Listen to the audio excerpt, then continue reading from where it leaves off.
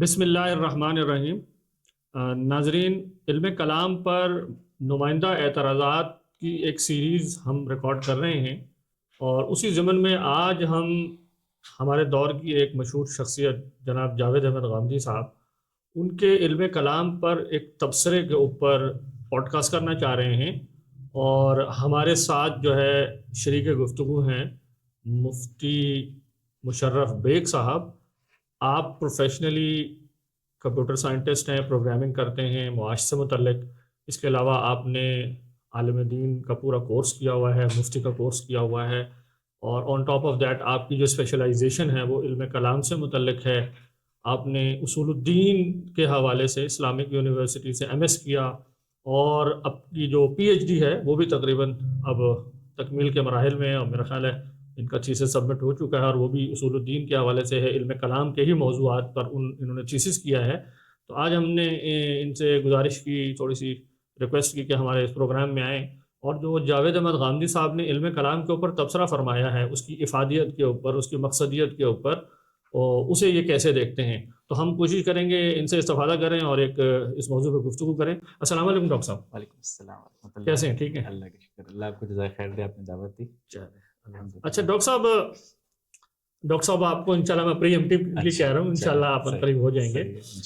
یہ جو آپ نے امید ہے وہ سنا ہوگا جاوید احمد غامدی صاحب کا وہ ایک ویڈیو پروگرام ہے جس میں انہوں نے ایک بات کہی ہے علم کلام کے حوالے سے تجزیہ کرنے کے بعد کہ اس کی افادیت کی نوعیت کیا ہے۔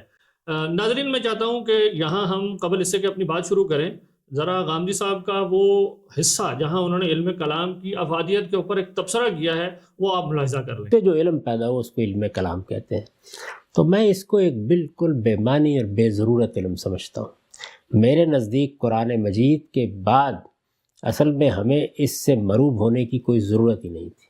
تو مفتی صاحب، یہ ہے ان کا یعنی تبصرہ جس کا خلاصہ گویا یہ بنتا ہے کہ علم کلام ایک بالکل بے معنی غیر ضروری علم ہے، اور اس کی تو کوئی ضرورت ہی نہیں تھی، اور گویا ایک دینی شخص کے ذہن میں تو ایسے سوالات پیدا ہی نہیں ہو سکتے جو ایک متکلم جس کے ساتھ نفس آزما ہونے کی کوشش کر رہا ہوتا ہے۔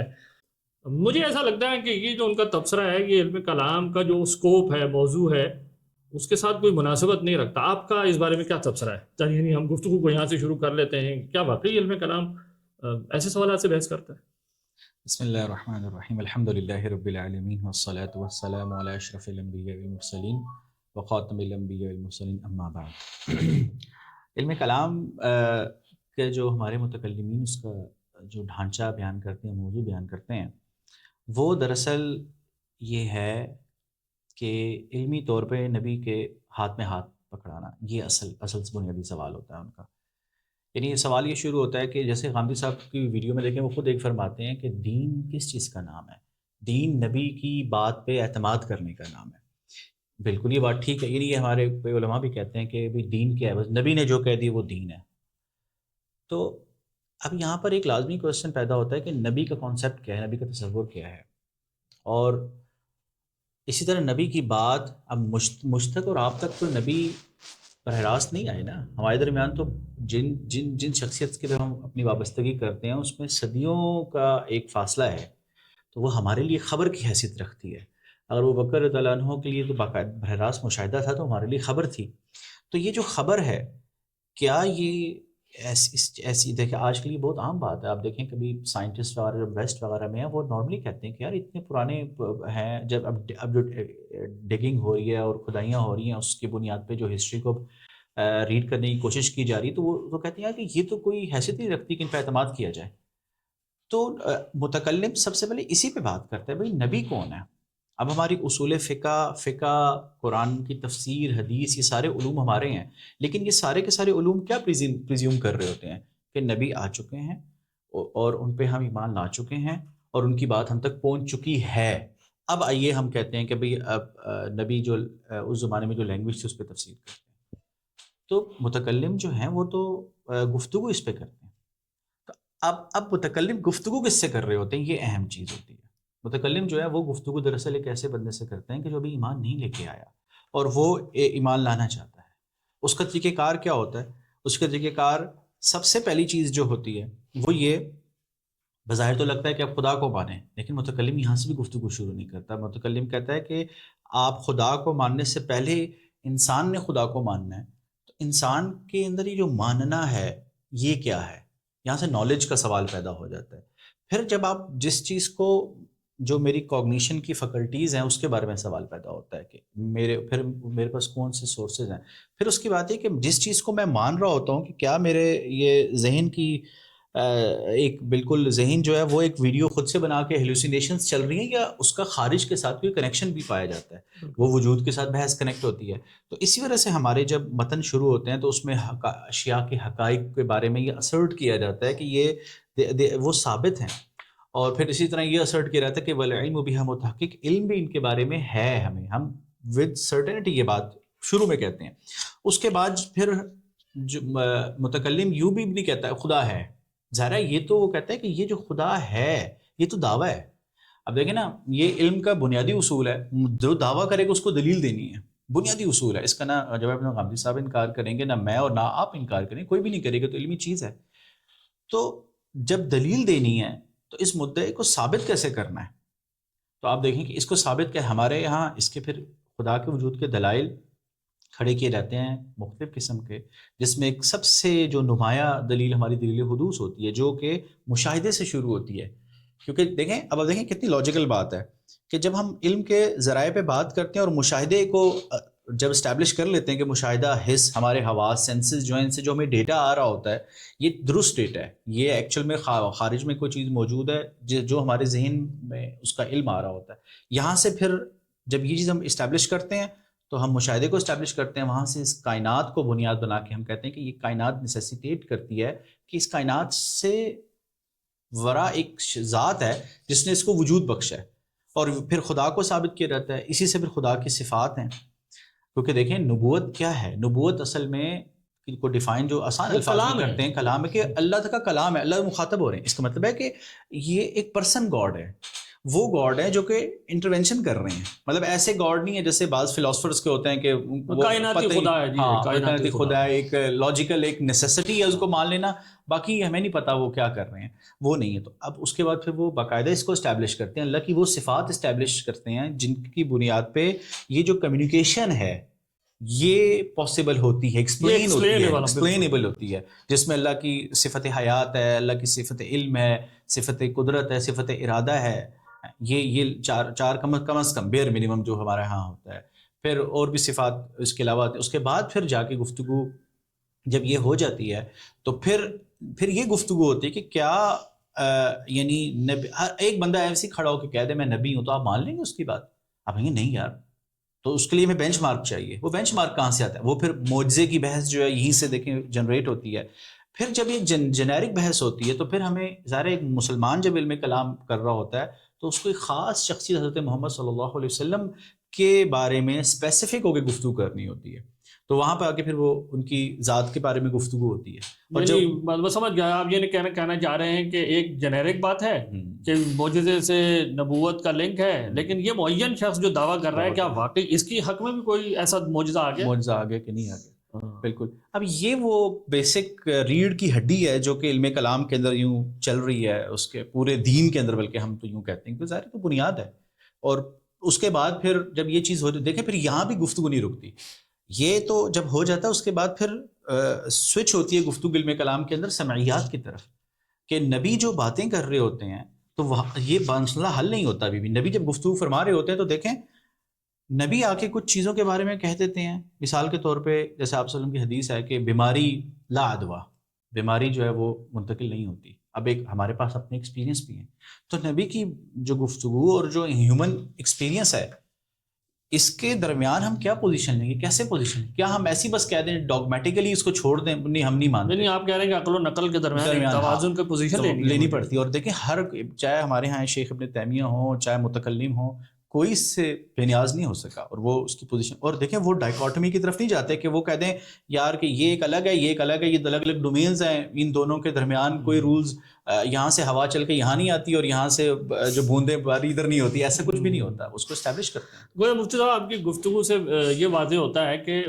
متکلمین جن بنیادی سوالات سے بحث کرتے ہیں وہ اصل میں خدا کا ہونا اور نہ ہونا نہیں ہے، وہ کسی شخص کے دعوی نبوت کی تصدیق کا پیمانہ ہے کہ وہ کیسے ہے اور کیا وہ ایک خدا کو پریزیوم کر رہا ہے یا نہیں کر رہا۔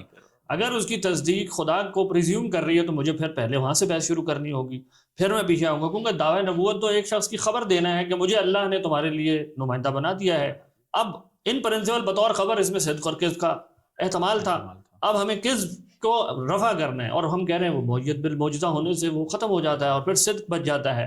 تو یہ ان کی ایک مطلب لاجیکل ترتیب ہے جس کے اندر سے وہ اپنی پوری بات کر جاتے ہیں۔ اچھا، اس زمن میں دلچسپ بات یہ ہے کہ اگر ہم غامدی صاحب کو دیکھیں نا تو وہ بھی یہ سب کچھ کر رہے ہوتے ہیں انکانشیسلی، جس چیز پہ وہ تنقید کر رہے ہیں کہ متکلمین غیر ضروری باتیں کر رہے ہیں، یہ سب وہ خود کر رہے ہوتے ہیں۔ مثلا ان کا ایک مضمون ہے دین و دانش کے نام سے، ان کی کتاب ہے مقامات، جس میں کچھ ان کے مضامین جمع کر دیے گئے ہیں جو انہوں نے اوور دا ٹائم لکھے ہیں۔ اس کو اگر آپ دیکھیں گے اس کی ابتدا میں وہ کہتے ہیں انسان مخلوق ہے۔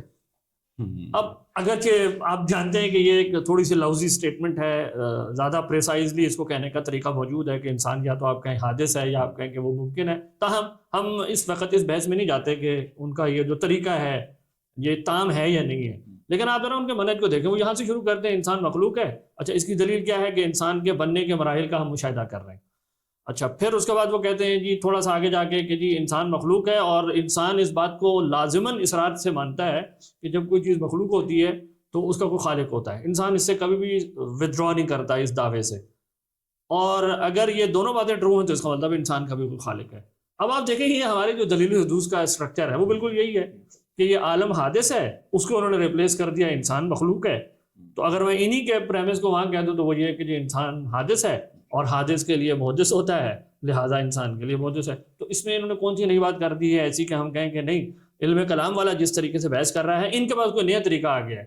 جب بلکہ اگر ہم زیادہ گہرائی میں اتر کے دیکھیں تو ہمارے متکلمین کی بات تو زیادہ وہ مطلب پریسائزلی کہی گئی ہے اس بات کو۔ اچھا، آپ دیکھیں کہ غامدی صاحب نے اپنی اس پوڈ کاسٹ کے اندر بھی جب گفتگو شروع کی ہے تو وہ خود بھی اس چیز پہ مبنی ہے کہ یعنی جیسے آپ نے اس کا مثال دی ہے اور اسی طرح ساری کی ساری چیزیں ہیں، اس میں بھی بالکل یہی چیزیں ہیں کہ یعنی جب ایک انسان کوئی بات کرتا ہے تو اس کا دعویٰ کچھ پریزمپشنز پہ کھڑا ہوتا ہے۔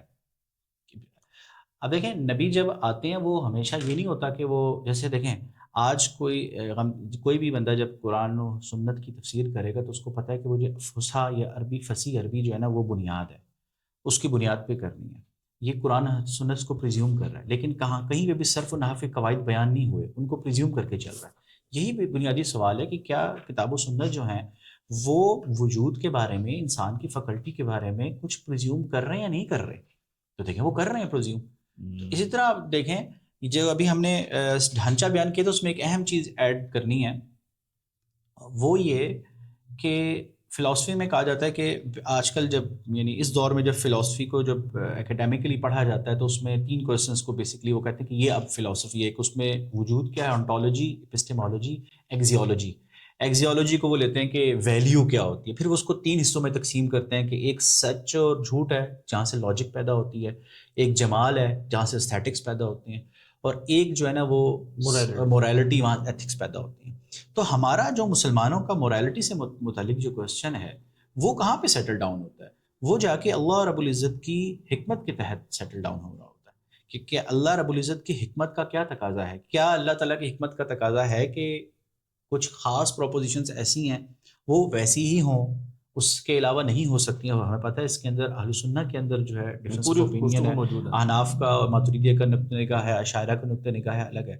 اچھا، جاوید غامدی صاحب کا نقطہ نگاہ جو ہے اس حوالے سے وہ بھی دیکھیں ماتریدیہ سے بہت الائنڈ ہے، ماتریدیہ اور معتزلہ سے بہت الائنڈ، یعنی وہ ما قبل نبوت چند اخلاقی قضایا کو بائنڈنگ طور پر انسان کی تکلیف کا حصہ بنا دیتے ہیں۔ تو یہ سب کچھ کر کے بات تو وہی کچھ کر رہے ہیں، تو اعتراض کس پر ہے یہ ہمیں سمجھ نہیں آ رہا ہے۔ اب یہ جو سوال دیکھیں ہمارے ہاں ہائپوتھیٹیکل کویسچن اٹھتا تھا، ہمارے ہاں دیکھیں کویسچن یہ اٹھتا تھا کہ ایک پہاڑ کے اوپر ایک بندہ پیدا ہوا ہے یا وہاں پہ زندگی گزار رہا ہے، اس کے پاس کوئی نبی نہیں ہے، کوئی نبی کا نمائندہ نہیں پہنچے، تو وہ بالغ ہو چکا ہے، اب وہ کیا اس پہ شریعت اللہ تعالیٰ کی طرف سے مرنے کے مرنا تو ہے، اس کو سب مانتے ہیں، اللہ کے سامنے پیش بھی ہونا ہے۔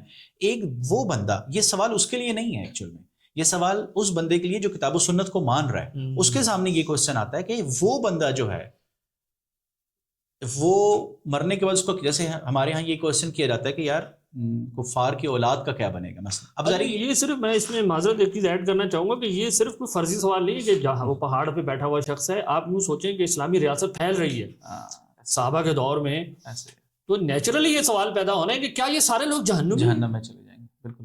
کیا کسی کو عذر بھی ملے گا؟ اس کی کیا فاؤنڈیشن ہے؟ تو یہ وہ بہت بنیادی سوال ہے جس کو وہ تھیورائز کر رہے ہیں، وہ سوچ کے کہ اچھا اس کی ایک ایکسٹریم کیس جو لوگ ایک شخص پہاڑ پہ پیدا ہو گیا ہے، کیا وہ مکلف ہوگا یا نہیں ہوگا؟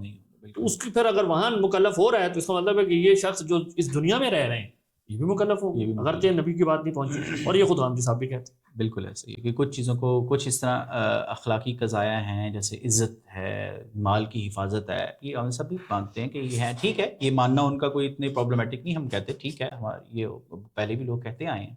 تو یہ علم کلام کی ایکٹیویٹی ہے. تو سوال یہی پیدا ہوتا ہے کہ جب وہ کہتے ہیں کہ یہ غیر ضروری چیز ہے، اس کو اسکریپ ہی کر دینا چاہیے، نہیں ان کی بات کا خلاصہ سے یہ نکلتا ہے، تو کیا مطلب، کیوں اسکریپ کر دیجیے؟ اچھا، اس میں ایک پہلو شاید یہ بھی تھوڑا سا ان سے پوچھنا چاہیے کہ جب ہم کہتے ہیں کہ کوئی سبجیکٹ غیر متعلق ہو گیا ہے، غیر ضروری ہے، تو اس میں یہ پہلو ہوتا ہے کہ کسی چیز کے غیر متعلق ہونے کا پیمانے میں ذہن میں 3 چیزیں آتی ہیں. یا تو آپ یہ ثابت کر دیں کہ جو سوالات زہر بحث آئے تھے وہ سوالات اب غیر متعلق ہو گئے ہیں اور بالکل غلط ثابت کر دیے گئے، یعنی 2 میں سے کوئی ایک بات ہے. یا تو وہ سوالات کا بارے میں ثابت ہو گیا کہ غیر متعلق ہے. مثلا امام شافعی کی کتاب کے بارے میں کوئی ثابت کر دے کہ اصول فقہ میں جو انہوں نے پرابلمٹائز کیا نا قرآن و سنت کے پرابلم کو، وہ ہے ہی نہیں، وہ پرابلم ہی غلط ہے.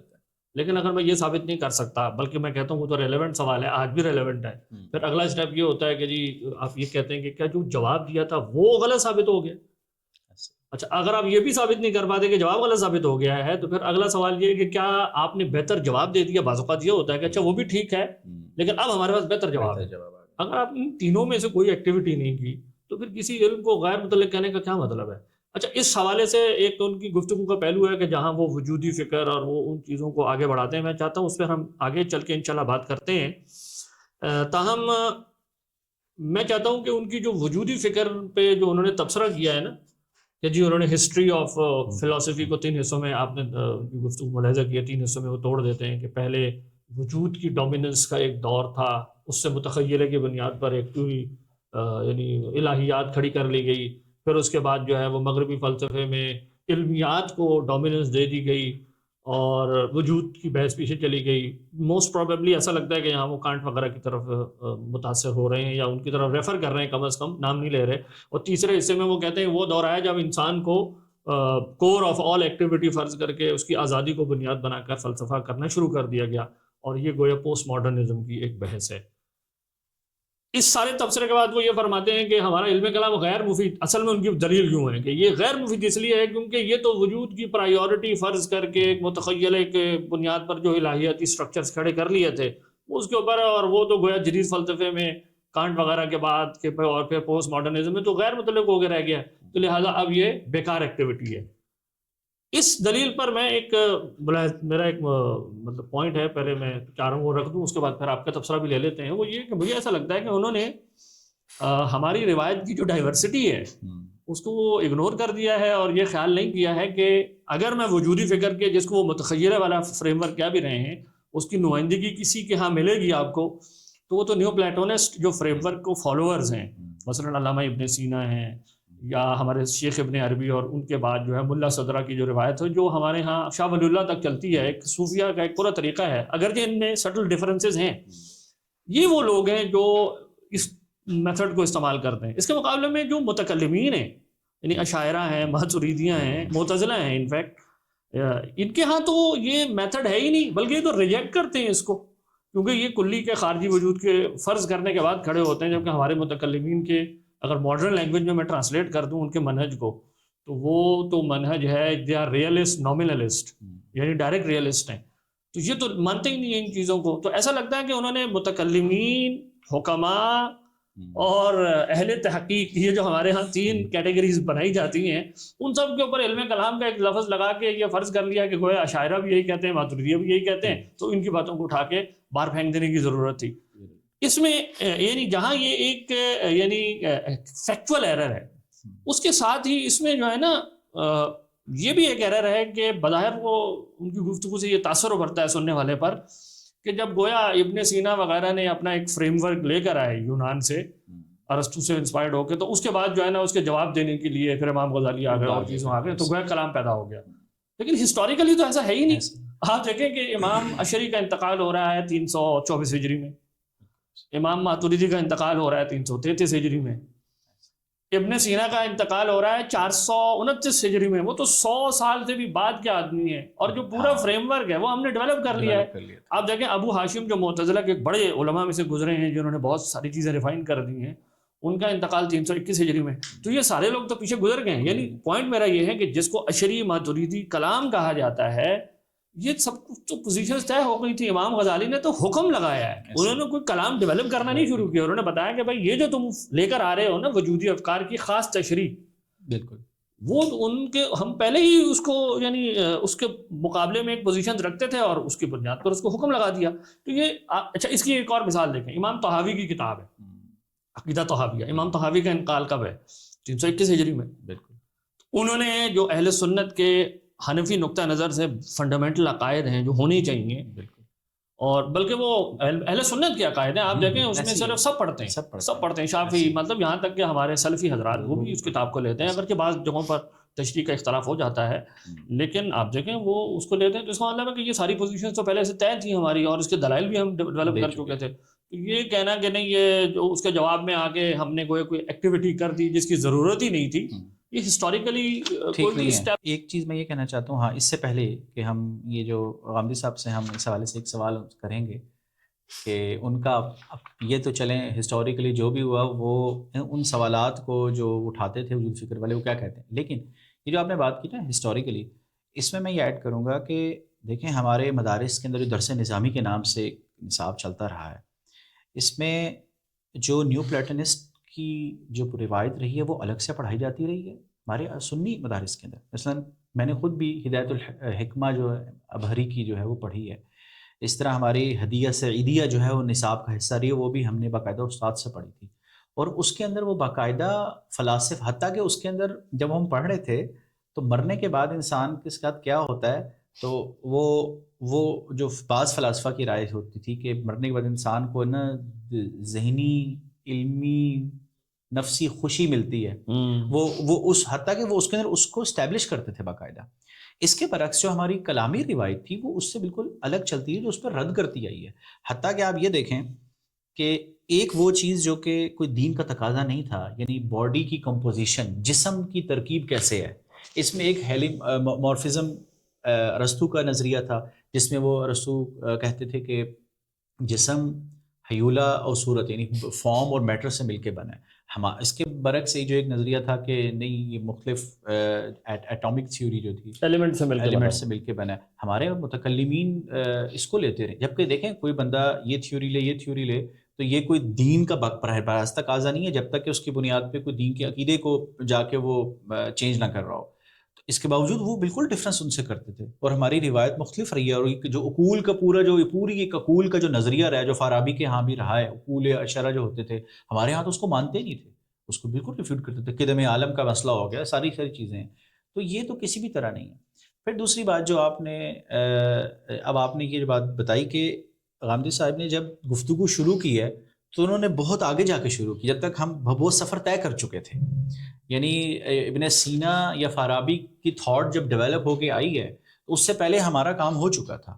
اب آپ دیکھیں کہ امام اشعری اور امام ماتریدی کی کتاب تو بالکل جس نے پڑھی ہے ہم نے دیکھی ہے کہ وہ تو بہت ہی ایڈوانسڈ فارم میں ہے. امام ماتریدی جو ہیں کعبی نام کے ایک معتزلی گزرے ہیں، ان کو اپنا فائل بنا کے گفتگو کرتے ہیں اور وہ تفصیل سے بھی بیان کر رہے ہوتے ہیں. اچھا امام طحاوی رحمۃ اللہ علیہ کو دیکھیں، اب وہ چھوٹا سا ٹیکسٹ ہے بظاہر، لیکن اس میں مثلاً اس میں وہ ایک جگہ پہ کہتے ہیں ولا اللہ تعالیٰ کی صفات وَلَهُ مَعْنَ الرُّبُوبِيَّةِ وَلَا مَرْبُوبُ وَلَهُ مَعْنَ الْخَالِقِيَّةِ وَلَا مَخْلُوق. اب یہ بحث کہ جب اللہ تعالیٰ اس وقت بھی خالق تھے جب کوئی سرے سے مخلوق تھی ہی نہیں، اب آپ کو پتہ ہے کہ یہ علم کلام کی کتنی بڑی ہے کہ انفائنائٹ ریگریشن پاسٹ میں کیا کائنات کا یا مخلوق کا عالم کا کوئی پوائنٹ ہے جہاں سے وہ آغاز ہوئی ہے؟ یہ انفائنائٹلی چلتی رہی ہے. بالکل. اس کے تحت ابن العز الحنفی جو ہیں، جو بے شک بنیادی طور پہ ابن تیمیہ کے افکار کی نمائندگی کرتے ہیں، وہ خود کہتے ہیں کہ ہاں اس کا تقاضا یہی ہے، لیکن وہ پھر آگے اس کو کہتے ہیں کہ دوسری جگہ سے کچھ اور میں اس کی توجیہ کر لیتے ہیں. تو یہ ساری کی ساری چیزیں بتاتی ہیں کہ ہسٹوریکلی بہت پہلے یہ ایکٹیویٹی ہو چکی تھی. اچھا، اس میں مفتی صاحب یہ بات بھی ایڈ کریں کہ متکلمین نے صرف ان وجودیوں کو ایڈریس نہیں کیا ہسٹوریکلی. آپ دیکھیں جو ہندوستان کے سمنیہ تھے، جو خبر سی بنیاد پر جو علم ثابت ہوتا ہے اس کا انکار کیا کرتے تھے، جو دہریے ہوتے تھے، جو اہل طبع تھے، نیچرلسٹ تھے.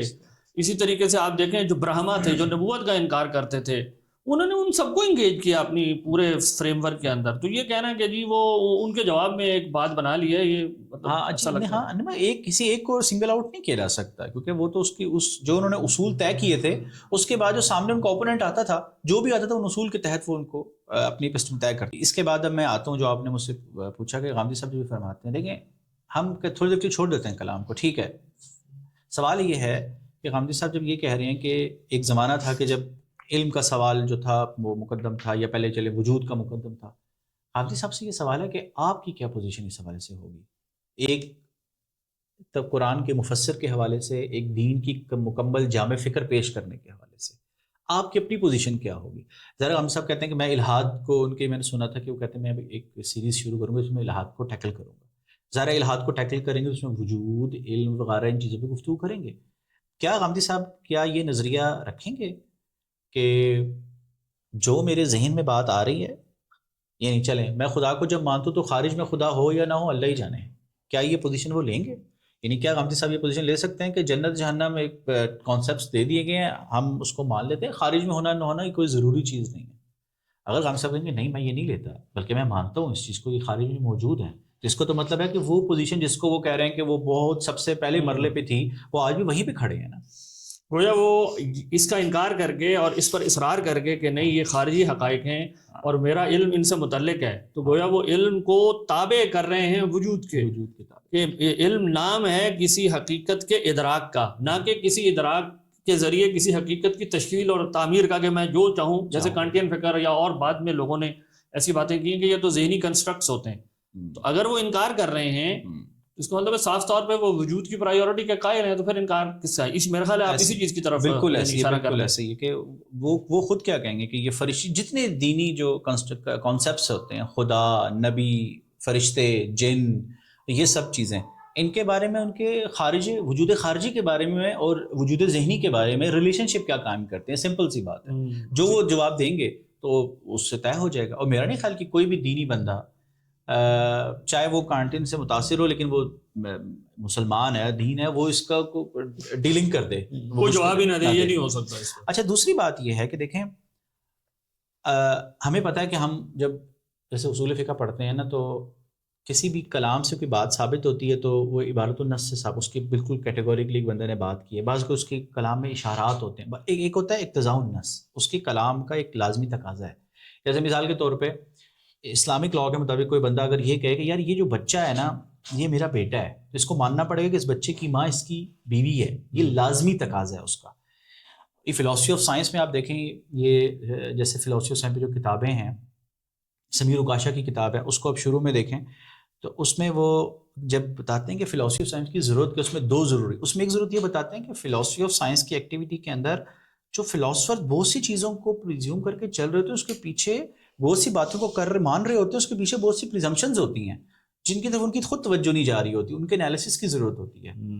تو یعنی آپ جب ایک چیز کو مانتے ہیں تو آپ کو اس کی لازمی لوازم کو ماننا پڑتا ہے. تو غامدی صاحب سے یہ سوال ہے کہ جب وہ یہ کہتے ہیں کہ میں نبی کو مانتا ہوں، تو نبی جن دینی تصورات کو لاتے ہیں، جو پیش کرتے ہیں، حتیٰ کہ نبی کا اپنا جو کانسیپٹ ہے اس کے بارے میں کیا پوزیشن لیں؟ کیا یہ ماننا ضروری نہیں ہے؟ یعنی پہلے چلیں یہ بات کی بات ہے، کیا یہ سوال بالکل ارریلیونٹ ہے؟ اس کی ضرورت ہی نہیں ہوگی آپ کو کہ نبی جو ہیں وہ کوئی بات ہمیں کہہ رہے ہیں، خارجی حقیقت کے بارے میں خبر دیتے کر رہے ہیں. یعنی یہ سوال ایک ارریلیونٹ سوال ہے ہمارے لیے. مزے کی بات یہ ہے کہ بعض اوقات غامدی صاحب کا نا ترقی مطلب فہم سے ایسا لگتا ہے کہ وہ ہماری ہسٹری کے اندر جیسے وہ ایک حشفیہ گروہ نہیں تھا جو صرف اصطلاحات سے توش محسوس کرتے ہوئے دین اور غیر دین کا مطلب معاملہ بنا دیتے تھے.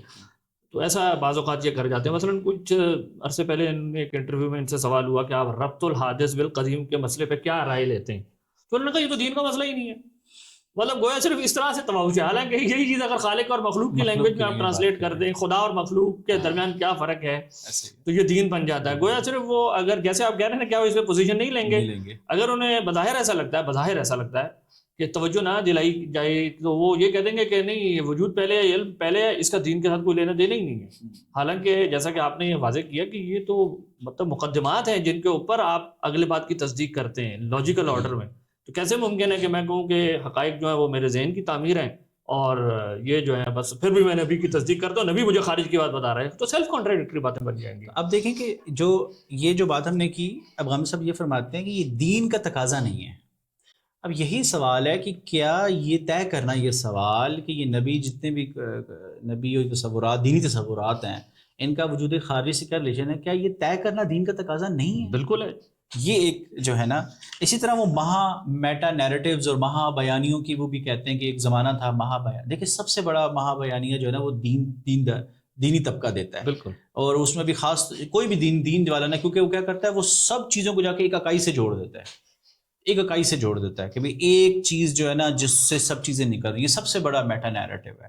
تو اور زندگی کا ایک سب سے بڑا مقصد دیتی ہے. تو یہ میٹا نیریٹیو ہے. اب غامد صاحب نے یہ تو کہہ دی کہ ٹھیک ہے, انہوں نے ایک ہسٹوریکلی ایک تبصرہ کر دیا. کوشچن یہ ہے کہ یہ تو ٹھیک ہے آپ نے کر دی, یہ ہو رہا ہے, آپ کہاں کھڑے ہیں اس پوزیشن کے لحاظ سے؟ کیا آپ یہ سمجھتے نہیں ہیں کہ یہ میٹا نیریٹیو جو ہے یہ ہمارا میٹا نیریٹیو, ہم اس پہ اصرار کرتے ہیں کہ ہاں, اور ہم اس فکر کے ساتھ کھڑے ہوں گے جو میٹا نیریٹیو کو جسٹیفائی کرے گی. بالکل ایسی. تو یہ تو غامدی صاحب بھی میرا نہیں خیال کہ اس کا انکار کریں گے کبھی.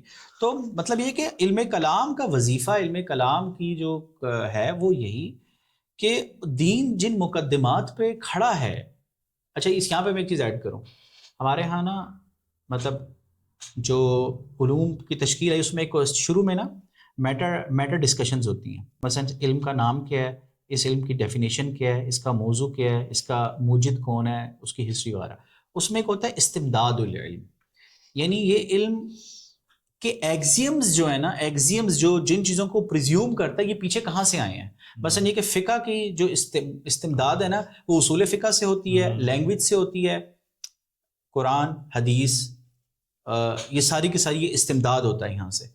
اچھا ہمارے متکلمین یہ کہتے ہیں کہ کوئی علم ایسا نہیں ہے کہ جو ہائر پہ جا کے جو اپنے سے کھڑا ہے پیچھے ہے سوائے اس کے علم کلام. کہتے ہیں علم کلام اس وجہ سے دیکھیں ہمارے ہاں علم اصول فقہ جب یہ ڈیولپ ہونا شروع ہوئی اور اس پہ غور و فکر ہوا تو ہمیں پتہ چلا کہ اصول فقہ میں بہت سی باتیں تو علم کلام سے آ رہی ہیں.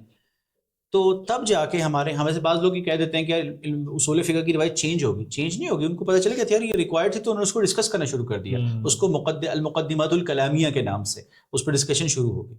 تو ہمارے سارے کے سارے علوم کا جو استمداد ہے, جو اپنے ایگزم جہاں سے لیتے ہیں, وہ آخر میں جا کے علم کلام پہ ہوتی ہے. اور آپ دیکھیں اسی وجہ سے بعد والوں نے کہا کہ یار ظاہر استدلال تو بنیادی چیز ہے علم میں, اور استدلال کے لیے جو استدلال کی فارم ہے جس کو لاجک کہتے ہیں اس پہ, تو پھر کیا ہوا کہ علم کلام کے ساتھ منطق کو بھی ایڈ کیا گیا. تہذیب المنطق والکلام علامہ تفتزانی وغیرہ کی, انہوں نے باقاعدہ کہا کہ علم کلام کا پارٹ ہے, اس کو پڑھنے کی ضرورت ہے. یعنی منطق کی اہمیت یہاں اس حوالے سے اہم ہو جاتی ہے کہ جن فارمز کو بنیاد بنا کر میں کنٹینٹ کی خارجی واقعیت کا حکم لگاتا ہوں, اگر وہ فارمز بھی خارجی طور پر ٹرو نہیں ہیں تو اس کا مطلب ہے میرے احکام سارے پانی میں گھوم رہے ہیں. وہ تو ایک ایسی چیز پہ کھڑے ہیں, یعنی جس کشتی میں سوار ہوں وہ کشتی ایسی ہے کہ جیسے میں پیر رکھتا ہوں پانی میں ڈوبتا ہوں. تو اس لیے ہمارے ہاں اس پر توجہ دی گئی ہے.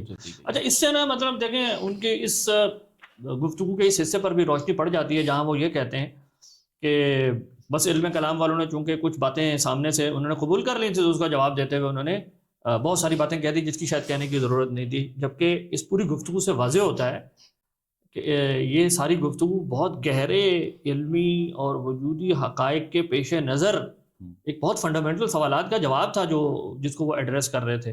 اچھا اس میں ایک دلچسپ بات یہ بھی ہے کہ جو لوگ علم کلام پر رد کرتے ہیں نا, میں نے دیکھا ہے وہ رد کرنے کے بعد اگلے ہی سانس میں خود وہ سارا کچھ کر رہے ہوتے ہیں. ابھی آپ دیکھیں غامدی صاحب نے پچھلے دنوں ایک ان کی ویڈیو سامنے آئی اپنی زندگی کے وہ مستقبل کے کچھ پروجیکٹس کے بارے میں کہہ رہے ہیں اللہ تعالیٰ عمر انہیں عطا کرے, وہ اپنے کام کر سکیں, صحت عطا کرے. اس میں آپ دیکھیں وہ کہتے ہیں کہ میں نا الحاد کی اب تردید میں ایک سیریز ریکارڈ کرانا چاہتا ہوں. تو یہ جب آپ الحاد کا رد کریں گے تو وہی سارا کچھ جو ہے وہ لوگوں نے پیچھے کیا ہوا ہے. یعنی ہر وہ چیلنج جو کسی دور میں موجود ہوتا ہے وہ شخص خود اس کو رسپونڈ کر رہا ہوتا ہے, لیکن متکلمین کے اوپر الزام دیتا رہتا ہے کہ وہ ایسے ہی لگے ہوئے تھے, ان کی ضرورت ہی نہیں تھی, گویا وہ بیوقوف قسم کے لوگ تھے. اس پر یعنی آپ کیا کہتے ہیں؟ یہ مجھے میں مطلب یہ میرے لیے پرابلم. اچھا یہ غامدی صاحب کے علاوہ بھی مجھے بعض لوگوں کے ہاں نہ مل جاتی ہے یہ جملہ کہ یار یہ علم کلام ایکٹیویٹی ایک زمانے میں ایک فلسفہ تھا, اس وقت تھی, اب وہ ریلیونٹ ہو گیا, لیٹس موو آن. یعنی یہ ان کا ایک ہوتا ہے. مجھے جو محسوس ہوتا ہے کہ شاید کہ نا اس حوالے سے بہت بڑا گیپ پایا جاتا ہے کہ ہمارا کلام خود کہاں, یعنی ہمارے فلسفے کی روایت ہم نے شروع میں بات کر لی ہے, تو یہ سوال تو کبھی ریلیونٹ نہیں ہو سکتے, تو کبھی بھی ریلیونٹ نہیں ہو سکتے. یعنی اب اہم بات یہ ہے کہ وہ ہمیں بتائیں آ کے کہ وہ کون سی چیز ہے, کون سا سوال ہے علم کلام کے اندر جو ہو رہا ہوتا ہے اور جو کہ دینی مسئلہ نہیں ہے, ارریلیونٹ ہے. یہ تو واقعی ہمیں بتانے کی ان کو ضرورت ہے نا, وہ بتائیں تو پتہ چلے گا. پھر جب وہ یہ کہتے ہیں کہ میں الحاد کو, اچھا دیکھیں غازی صاحب کا ایک نظریہ یہ ہے کہ الحاد کا کوئی مقدمہ نہیں ہے, کوئی مقدمہ نہیں غازی صاحب کہتے ہیں, لیکن پھر بھی وہ ٹیکل کر رہے ہیں. ہی از انگیجنگ دیم. ٹھیک ہے یہ بات ہے, تو سوال کیوں انگیج کر رہے ہیں؟ کیا یہ دین کا تقاضا ہے؟ کیا غامدی صاحب جب اپنا وقت, اپنی عمر کا یہ حصے کا وقت جو ہے صرف کریں گے, کیا وہ دین کے تقاضے پہ عمل کر رہے ہیں کہ نہیں کر رہے؟ تو یہ بہت بڑی, اب دیکھیں کتنا عجیب بیہیویئر ہے ہمارے ہاں. یعنی دینی جو تصورات جن کو ماننا ضروری ہے, اس میں ایک نبی کا تصور ہے. ہماری سمعیات میں ایک بہت بنیادی عقیدہ ہے جو اسلام کی باؤنڈریز کو ڈیفائن کرتا ہے, وہ ختم نبوت کا عقیدہ ہے. آپ دیکھیں کہ آج کو جو بندہ ختم نبوت پہ سوالات پیدا ہوتے ہیں تو ان کو ٹیکل کرنا دین کو بہت بلکہ جہاد سمجھتا ہے کہ یار یہ بہت بڑا کام ہے. بالکل ٹھیک بات ہوگی, لیکن سوال یہ ہے کہ وہ چیزیں جو ختم نبوت سے بھی پہلے ثابت ہو جاتی ہیں, یعنی خدا کی صفات, اس سے پہلے علم, وجود, خدا کی صفات, اور پھر نبوت, ان پہ جو سوال پیدا ہوتے ہیں عقلی بنیادوں پہ. ایک بندہ آپ کے پاس آئے گا, وہ کہے گا یار ختم نبوت تو بات کی بات ہے نا, اس کو تو چھوڑو, مطلب تم نماز پڑھتے ہو یہ ٹھیک ہے, یہ بات کی بات ہے, پہلے تو مجھے یہ بتاؤ کہ یار یہ نبی کیا ہوتے ہیں, انسان میں کیا یہ فیکلٹی بھی ہے کہ وہ کمیونیکیٹ کر سکے یا خدا کو جان سکے سرے سے, اس کو کیا ٹیکل کرنا ہے, اس کو جواب دینا. اب غامدی صاحب کو جو آپ نے مضمون دیا اس میں ایک بڑا دلچسپ جملہ لکھا, اس میں جہاں پر وہ اللہ تعالیٰ کی صفات کو ثابت کرتے ہیں, کہتے ہیں یہاں تک آپ کو کسی دین مذہب کو ماننے کی ضرورت نہیں ہے. اچھا یہی بات تو متکلم کہہ رہا ہے کہ یہ وہ چیزیں ہیں جو کہ ہمیشہ آئیں گی, عقل سے آئیں گی. اس کو ہمارے ہاں نا جو اصطلاح بولی جاتی ہے اس کو کہتے ہیں کہ دور سرکولیرٹی نہیں ہو سکتی کبھی بھی, سرکولیرٹی نہیں ہو سکتی کبھی بھی. یہ معتزلہ بھی کہتے تھے, ہمارے متکلم بھی کہتے ہیں کہ بھئی آپ نے دلیل نقلی جو ہے وہ کبھی بھی نہیں ہو سکتا کہ اس پہ بنیاد رکھ دیں کہ بھئی میں اس طرح سے خدا کو مانتا ہوں, قرآن میں آئی ہے یہ بات. مطلب یہ تو آپ ایک سرکولر آرگومنٹ, یہ تو یعنی مزاح بنانے والی بات ہے. ہمارے ہاں کا جو ایک بہت ہی دیندار, ایمان سے جسے کہتے ہیں نا بھرا ہوا ایک بندہ جو کہ علم اور دلیل کو جانتا ہے, وہ اس پہ کہے گا یہ کیا بات ہو رہی ہے, یہ تو میں نہیں بائی کر سکتا یہ آئیڈیا. اچھا اس میں دیکھیں یہ والا پہلو بھی ساتھ جڑ جاتا ہے کہ یہ جو تاثر دینے کی کوشش کی جاتی ہے اور ان کی گفتگو سے بھی یہ نکلتا ہے, گویا یہ مقدمات وغیرہ اگر تسلیم نہ کیے جاتے تو سوالات پیدا نہ ہوتے. گویا علم کلام جن بحثوں سے لگا رہا نا وہ ایلین تھے ہماری تاریخ سے. یہ علم کلام کے بارے میں تعارف پایا جاتا ہے کہ بھائی یہ یونانی اثر آ گیا, یہ عیسائیوں سے تعلق پیدا ہوا اس لیے ہو گیا. گویا اگر مسلمان کسی قلعہ بند سوسائٹی میں رہتے ہیں نا اور کسی سے ان کی انٹریکشن نہ ہوتی تو علم کلام کے سوال نہیں ہوتے. جبکہ ہسٹری میں اگر آپ جا کے پہلی صدی ہجری اور دوسری میں چلے جائیں, جتنے مسئلے پیدا ہوئے ہیں سب نصوص کے ارد گرد کھڑے ہوئے.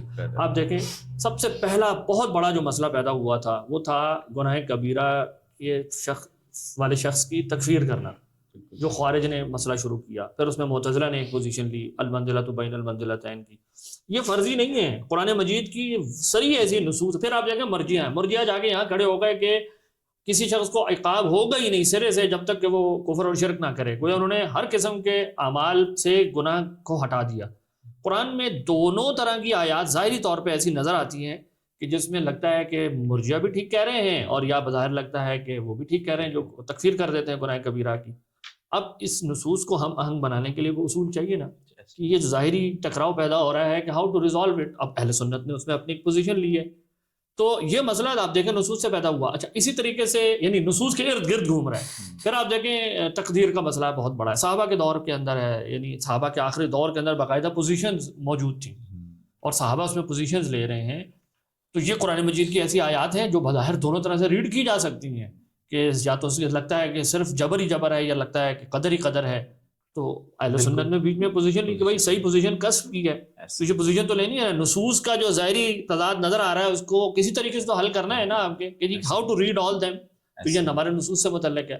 پھر آپ دیکھیں ایک بہت بڑا مشہور مسئلہ پیدا ہوا, قرآن مخلوق ہے یا غیر مخلوق ہے.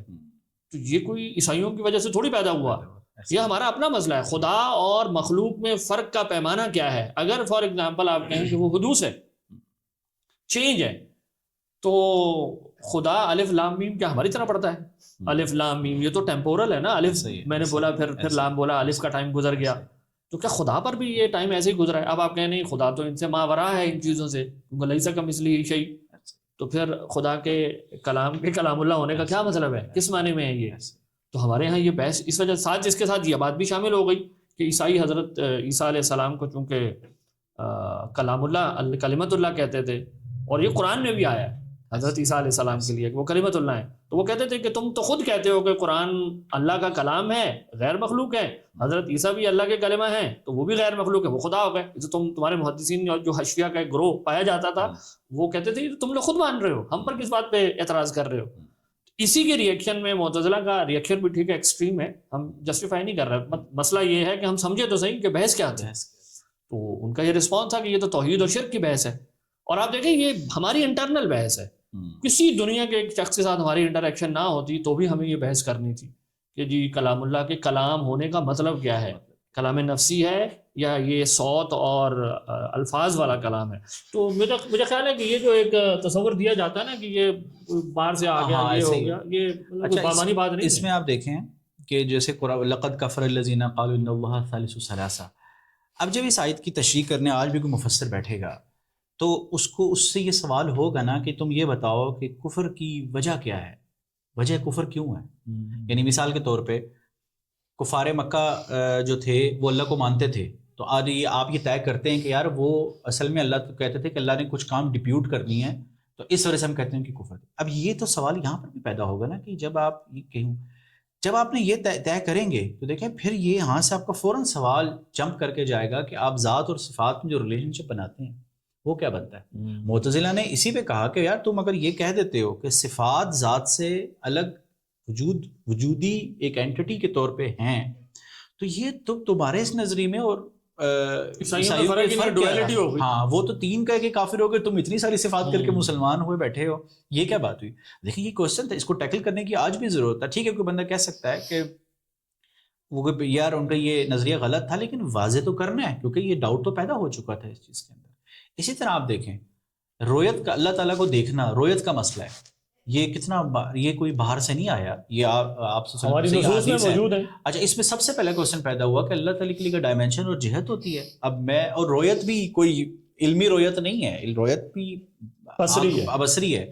اب دیکھیں ابن تیمیہ وغیرہ یہ حضرات کہتے ہیں کہ اللہ کے لیے ہے جہت, لیکن وہ اللہ کے شائن شان ہے, وہ تنزیہ کرتے ہیں, لیکن وہ کہتے ہیں ہمارے مطلب کہتے ہیں نہیں یہ اللہ کی ذات پاک ہے, کیونکہ یہ جہت اور یہ جو چیزیں ہیں یہ اسپیس کے کانسیپٹس ہیں. تو یہ ہمارے اپنی ان ہاؤس جو تھے نا, یہ ہماری پرابلمس تھیں اور ہم نے ان کو رسپونڈ کیا. پھر انہی کو بنیاد بنا کے جو اس پہ ارد گرد جو مسالک بنے مختلف, انہوں نے جب باہر سے جو اعتراضات آنے ہیں ان کو ٹیکل کرنے لگے تو انہوں نے اس کے پیش نظر ٹیکل کیا. دیکھیں اب ہمارے ہاں اخلاق کا مسئلہ بہت سے سوال ہوتے ہیں, اس میں ایک اشری کا جواب مختلف ہوتا ہے, ماتریدی کا اور ہوتا ہے اور معتزلہ کا الگ ہوتا ہے. کیوں؟ کیونکہ پیچھے وہ مسلک طے کر کے آیا ہوتا ہے. یعنی ترتیب یہ نہیں ہے کہ پہلے ہماری کوئی بحثیں ہو رہی تھی, ہم نے کوئی مسلک طے کیا اور قرآن کو آ کے نا اس کے مطابق کیا. ترتیب یہ تھی کہ جب ہم نے کتاب و سنت کے حوالے سے جو پوزیشنز لے لی تھی, پھر جب ہمارے پاس باہر سے سوالات آتے تھے ہم اس کی روشنی میں طے کرتے تھے کنسسٹنسی کو انشور کرنے کے لیے. اسی وجہ سے آپ دیکھیں کہ جیسے آپ نے یہ بیچ میں بات کی تھی کہ امام اشری طے کر گئے تھے. امام اشری جب آئے تو دیکھیں پہلے معتزلہ کے گھر میں مطلب پلے بڑے تھے اور اتنے, جب وہ واپس آئے تو کس کے در پہ گئے تھے؟ ابن کلاب کے در پہ گئے تھے. ابن کلاب کو اس وقت کے متکلمین میں سے کہا جاتا تھا. ابن تیمیہ نے ان کے بہت تفصیل سے لکھا ہے کہ وہ اہل سنہ میں سے تھے, لیکن وہ یعنی کلامی روایت امام اشری سے بھی پہلے سنیوں میں موجود تھی, ابن کلاب کی موجود تھی, اور اس وقت وہ کوئی فلاسفہ کو تو ٹیکل صرف نہیں کر رہے تھے. اچھا مفتی صاحب اس بات کو اس کے ساتھ بھی آگے جوڑتے ہیں جو وہ فرماتے ہیں کہ جی قرآن مجید کا انداز تو بڑا فطری ہے اور اس کے بعد جو ہے وہ کسی کلامی ایکٹیویٹی کی کوئی ہمیں ضرورت ہی نہیں تھی وغیرہ وغیرہ. یہ ایک آپ کو پتہ ہے ایک عمومی استدلال پیش کیا جاتا ہے علم کلام کے خلاف. میرے ذہن میں تو اس پہ پہلا یہی ہمیشہ اشکال ہوتا ہے کہ یہاں فطرت سے کیا مراد لے رہے ہوتے ہیں. بظاہر یہ لگ رہا ہوتا ہے کہ کیونکہ دیکھیں اگر فطرت سے مراد کسی چیز کو سمجھنے کی صلاحیت ہے تو وہ پھر ٹھیک ہے, ہم کہتے ہیں کلام میں بھی ایسی ہی چیز ہو رہی ہوتی ہے. لیکن اگر فطرت سے مراد کوئی اور ہے تو یہ ہمیں واضح کریں. بظاہر ایسا لگتا ہے کہ پیچیدگی کو یا مشکل کو یہ سمجھتے ہیں یہ غیر فطری ہے, اور جو سادہ لوہی ہے یہ ان کے نزدیک گویا فطری ہے, اور قرآن کے کھاتے میں یہ اس سادہ لوہی کو گویا اپنے ڈالنے کی کوشش کر رہے ہوتے ہیں, یعنی اپنی غیر شعوری ایکٹیویٹی کے طور پہ. اور وہ جس طرح ابھی آپ نے کہا کہ پہلے ہمیں نصوص سے مواقف طے کرنے ہوتے ہیں, پھر اس کے بعد جو ہے وہ میں انٹریکٹ کر رہا ہوتا ہوں. آپ دیکھیں غامدی صاحب کا جو اپنے تصور بیان ہے, کیا وہ کوئی آسان ہے؟ ابھی ہم نے ان کے ساتھ پوری ڈیبیٹ کی, بہت کئی قسطوں کے اوپر وہ چلی ہے. آپ دیکھیں وہ ایک ایک آیت کے اوپر اپنے ایک نظریہ بیان کو سامنے رکھتے ہوئے کیسے ان کو بٹھانے کی کوشش کر رہے ہوتے ہیں, یعنی گویا اپنے آپ کو پابند کر رہے ہیں کہ جی اب میں پابند ہو گیا ہوں اس اصول پہ کہ اب میں اسی طرح چلوں گا, ہر جگہ آیت کو ہر جگہ حدیث کو یوں پڑھوں گا. تو یہ سارے کام تو اصول فقہ میں اور متکلمین کر رہے ہوتے ہیں کہ بھائی آپ نے اگر ایک پوزیشن لی ہے then you have to read everywhere the same, ورنہ نصوص آپ کی کانفلکٹ کر جائیں گی. تو اس پہ ذرا کچھ میں چاہ رہا تھا آپ کا بھی تبصرہ ہو جائے کہ یہ جو کہہ دیتے ہیں کہ جی یہ فطرت وغیرہ جو ہے یہ ایسے ہی ہے. فطرت کا اصل میں پہلی بات یہ ہے کہ فطرت ہمارے ہاں میں یہی پرابلم سب سے بڑی ہے کہ غامدی صاحب جب یہ فرماتے ہیں کہ بھئی یہ پیچیدگی لاتے ہیں علم کی دنیا میں, جب آپ آتے ہیں تو آپ کو کانسیپٹ کو کلیئر کرنا پڑتا ہے کہ آپ فطرت سے مراد کیا لیتے ہیں. ہمارے متکلمین اور ہماری منطق وغیرہ کی روایت جب آتی ہے, جب علم پہ گفتگو کرتی ہے, تو وہ کہتی ہے کہ انسان کے اندر کچھ چیزیں ایسی ہیں کہ جو انسان ماننے پہ مجبور ہے, اس کو بدیہیات کہتے ہیں. انسان کا اپنا وجود ہے. اسی طرح دیکھیں 5-6 کیٹیگریز بنا رہے ہوتے ہیں ہمارے ہاں امام غزالی کی, کہ میرے اندر جو اندر سے جو ڈیٹا آ رہا ہے, وہ جو بھوک لگ رہی ہے, کہتے ہیں کہ یہ بدیہی چیز ہے, اس کے لیے مجھے کوئی دلیل نہیں چاہیے, اس پہ میں سوال نہیں اٹھا سکتا.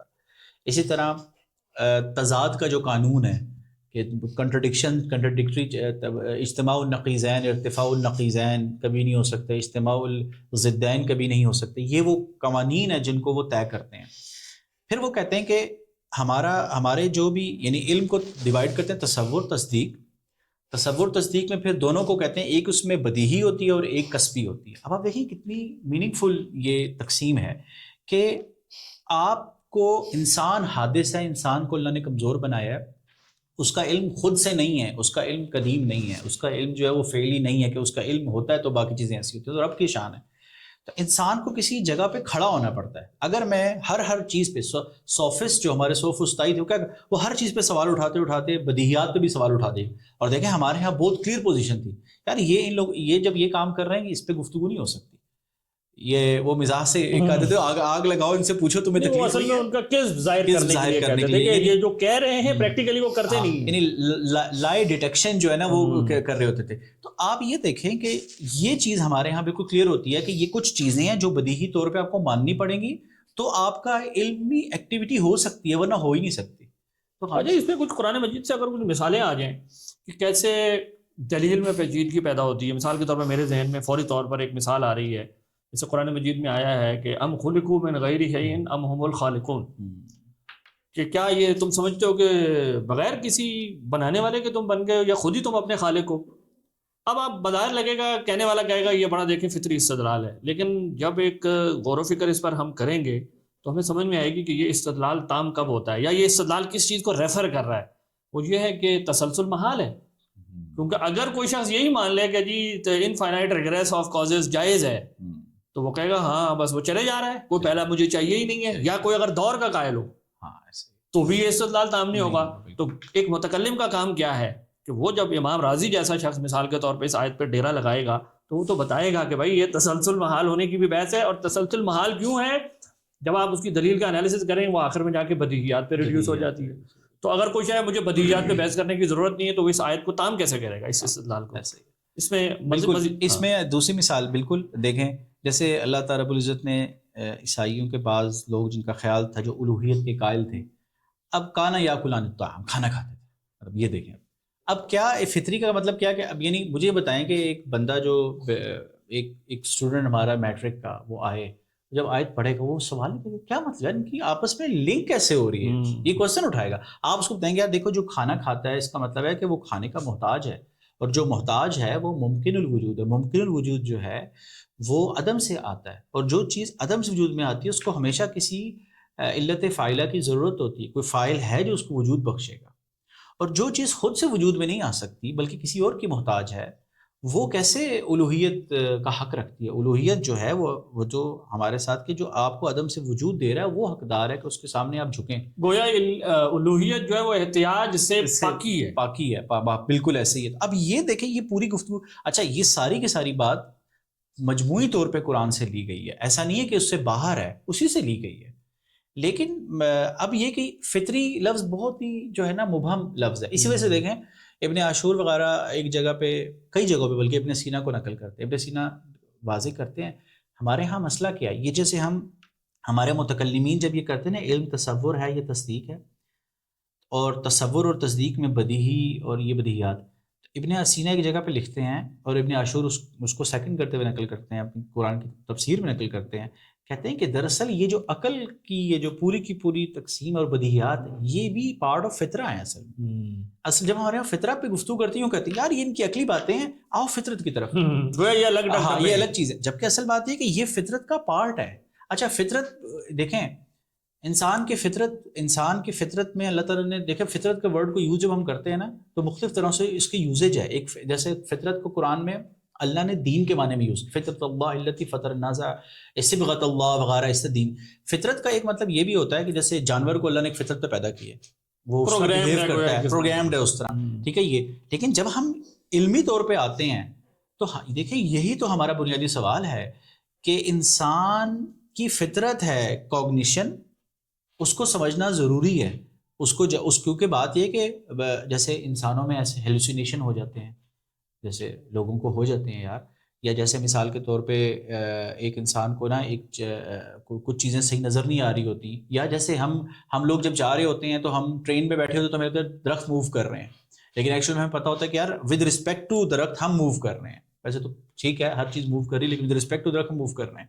یہ وہ چیزیں ہوتی ہیں جہاں پر جب یہ باتیں ہونے لگتی ہیں تو سوال پیدا ہو جاتے ہیں. اور مغرب میں آپ دیکھیں ہوئے یہ جو گیلیلیو اور ان سے پہلے جو آیا تھا، انہوں نے یہاں پر یہ کہہ دیا کہ یار تمہیں یہ نظر آ رہا ہے نا کہ یہ چاند موو کر رہا ہے، لیکن اصل میں انہوں نے زمین موو کر رہی ہے. اور کہتے ہیں کہ جب یہ چیز جب وہاں پہ آئی تو وہاں پر ویسٹ میں یہ بہت زیادہ چیز پیدا ہو چکی تھی.